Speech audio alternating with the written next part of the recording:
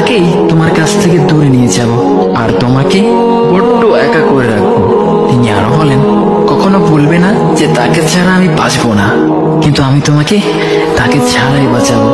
পিছনের সব আবেগ কেড়ে নিয়ে তোমাকে দিব্যি সামনে এগিয়ে নিয়ে যাবো। তুমি কি দেখো নি ঋতুরাও যে 2 মাস পর পর বদলাতে থাকে, ছায়া দেওয়া গাছের পাতাও তো শুকিয়ে যায়, আর যখন সবর হারিয়ে ফেলে তখন ঝরে পড়ে।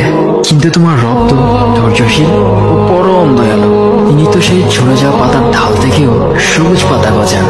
তুমি কি দেখছো না তোমার স্রষ্টার এই নিদর্শন? যে মানুষটাকে তুমি নিজের জীবনের চাইতেও বেশি ভালোবাসতে, সেই মানুষটাও একদিন অচেনা হয়ে যায়, তোমার মন ভেঙে যায়, এমনকি বন্ধুর শত্রুতে পরিণত হয়। আর খানিক সময় পর শত্রু বন্ধুতে পরিণত হয়। যে মানুষটাকে তুমি নিজের জীবনের অংশ ভাবতে, সে মানুষটাও প্রতারণা করে। বুঝি না এত কিছু হওয়ার পরেও তুমি তোমার রবকে বাদ দিয়ে সেই মানুষগুলোর উপরই ভরসা